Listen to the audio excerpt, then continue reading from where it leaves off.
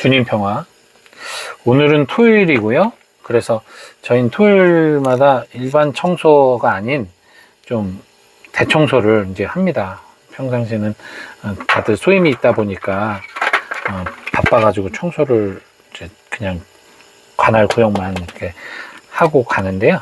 이제 토요일은 이제 함께 좀 청소를 좀 더 깨끗하게 하는 거죠.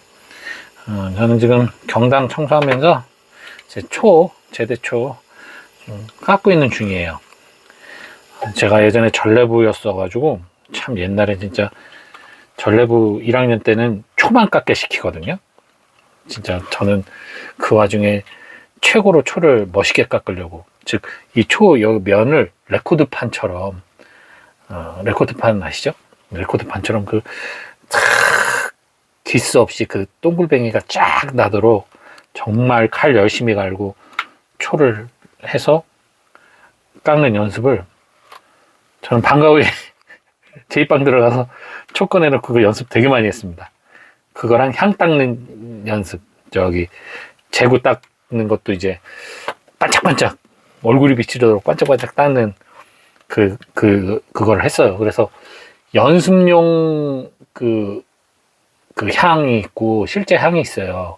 실제 향은 이제 고급지고 아주 도금이 깨끗하게 된 거고, 연습용 향은 이제 옛날 오래된 건데, 제가 하도 연습용 향을 깨끗하게 닦아가지고 실제 향보다도 더 깨끗하게 닦아가지고 연습용인지 실제인지 구분 못했던 적이 있을 정도로, 저는 일단 그게 이제 저의 전례부 들어가서 거의 1년간 그거였습니다. 저의 유일한 목표. 초를 정말 깨끗하게 멋있게 깎자, 뭐 이런 거. 향을 정말 깨끗하게 번쩍번쩍 빛나게 닦자, 뭐 이런 거. 근데 사실 전례부는 그걸 깎는 거는 해야 되는 일 중에 하나지, 실제로 전례부가 해야 될 것은 사제의 전례를 돕는 거잖아요. 사제의 전례를 원활하게 하도록 관리하고, 또 전례의 사람들이 원활하게 참석할 수 있도록 전례 예식을 잘 조절하고 하는 그런 것들이 주 업무죠. 사실 미사를 잘 봉헌할 수 있게 하는 게.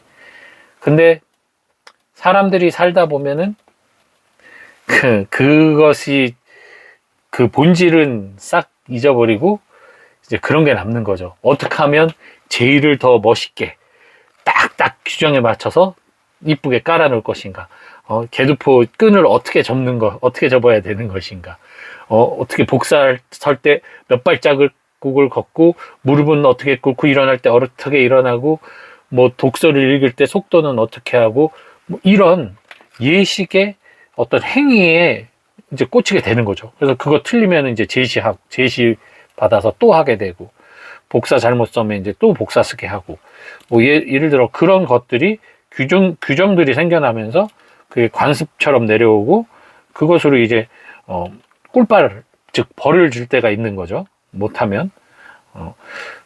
예, 전례를 더욱 아름답게 하기 위해서, 전례 봉사를 하기 위해서 전례부가 있는 건데, 전례를 완벽하게 하기 위한 도구로 전락이 돼버리는 거죠. 그렇게 되면 이제 완벽하게 안 되면은 그때마다 벌을 받고 혼이 나고 하는 그러한 관행이 생겨나게 되는 거죠. 그래서 제가 누누이 말씀드리지만, 본질을 잃으면 그런 형식과 원칙만 남게 돼요. 그러니까 사랑도 마찬가지죠. 사랑의 본질을 잃으면, 사랑은 하는 거잖아요. 주고받는. 근데 이 주고받는 게 똑같은 패턴이 아니란 말이에요. 사람마다 다르고 환경마다 다르고, 같은 사람이라도 같은 환경이라도 그날 감정에 따라 사랑을 주고받는 모습이 달라지잖아요. 그렇기 때문에 사랑은 똑같을 수가 없는데, 사랑이 본질이 그렇게 사라지고 나면, 그냥 내가 생각하는 사랑에 남을 끼워 맞추다 보면 거기서 갈등이 생기고 미움이 생기고 실망과 분노가 생기게 되는 거죠. 그래서 본질을 잃어버리면 안 된다. 사실 오늘 예수님께서 오신 목적은 뭐 당연히 우리의 죄를 용서하고 해방시키고, 본연의 모습, 원래 하느님과 함께 있으며 지복직간을 누리던 아담과 하와의 그 축복을 다시 누리게 하는 것이 예수 그리스도께서 이 세상에 오신, 하느님의 말씀이 이 세상에 오신 이유인데 그 본질을 망각하면 어떻게 되느냐? 지금 당장 내 눈앞에 있는 예수님, 나에게 필요한 예수님, 기적을 베푸시는 이 예수님이 필요하거든요. 본질이 저 세상인데 본질을 잃어버리면 지금 당장 내가 경험하는 이 세상이 중요하게 되니까. 그래서 오늘 제자들은 예수님이 나 이제 죽어. 그런데 사흘 후에 부활할 거야. 라는 말에 두려워서 아무도 왜 그래야 되는지에 대한 질문도 하지 않을 뿐더러 질문할 만한데도 않을 뿐더러 이해조차 하지를 못한다고 나와 있어요. 복음에 보면. 어리석어 보이지만 그게 우리 삶하고 똑같은 거예요. 하나도 어리석은 게 아니에요. 그게 정직한 겁니다. 그게 우리 인간의 적나라한 모습인 거예요. 우리가 하느님 믿는 이유가 영원한 생명이라고 뭐 누누이 강의 때도 들으시고 강론 때도 들으시고 하셨을 거예요. 우리는 진짜 천국 가려고 신앙생활하는 거지. 뭐 그 이외에 아무 목적이 없거든요. 천국 가려고 영원히 살려고 믿는 거예요. 근데 실제로 우리 삶에서 하느님을 만나려고 하고 하느님을 체험했다고 하는 것들 대부분은 뭡니까? 기적이 일어났을 때야. 막 내가 너무 고통스러운데 해소시켜 주셨을 때. 이럴 때 하느님 만났다는 사람들 많거든요. 하느님 나라의 영광이 아닌 나의 삶의 행복인 거죠. 이 세상에서 내가 행복한 것이 하느님의 축복이고 하느님이 살아있는 증거라고 생각하는 경우가 훨씬 더 많다는 거예요. 사실은 정말 아무것도 없는 평범한 일상, 때로는 힘들고 이 세상은 원래 그러니까요. 이 세상은 그대로 흘러가는 세상이지만 거기에 얹혀탄 우리들은 이 세상에 순리에 안 맞을 때는 문제가 생기고 고통이 생기고 아픔이 생겨요. 갈등이 생기고 예, 여러 가지 힘든 일들이 생기죠. 근데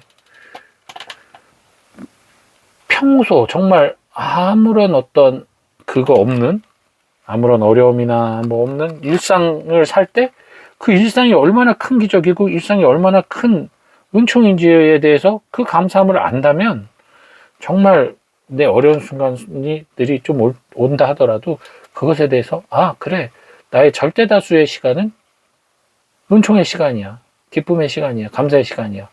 나의 평범한 일상 자체가 하느님께서 온 세상 만물을 나를 위해서 마련해 주신 이런 곳이니까 그것을 좋게 받아들여야 되는데 그것에 대한 감사함이 없다 보면 조금이라도 그것이 흐트러지면 감사함이 없는 일상에서 조금이라도 흐트러지면 불행이거든요. 바로 감사함에서 조금 내려오면 일상이 될 수 있지만 일상을 감사하지 못하면 결국은 대부분의 시간의 고통은 다 불행으로 느낄 수밖에 없는 거죠. 성장의 밑거름도 아니고 뭐 깨달음의 어떤 도구도 아니고 그냥 다 고통의 도구가 돼버리는 거죠. 그래서 저희가 본질이 뭐냐, 우리는 구원받고 하느님 나라 백성으로서 하늘나라에 살기 위해서 신앙생활 하는 거예요. 그러니 이 세상에 어떤 것을 해주는 어떤 기적을 통해서 병을 낫게 하고 뭐 기적을 통해서 뭐 누가 막 어떤 일이 막 해소가 되고 이런 걸 통해서 자꾸만 하느님을 만나려고 하면 결국 나중엔 다시 예수님을 십자가에 못 박는 사람들이 됩니다. 예. 포기하지 못하는 삶을 살게 되는 거죠. 그러니 여러분 부디 우리 본질인 예수 그리스도의 죽음과 부활을 있는 그대로 받아들이고 죽으러 가시는 예수님 앞에서 나 살려달라고 빌지 말고 그분과 함께 나의 모든 것을 그분 앞에 내놓고 그분과 함께 참된 삶의 부활을 얻을 수 있는 그러한 부활을 여러분들 만끽하시길 바랍니다. 주님 평화.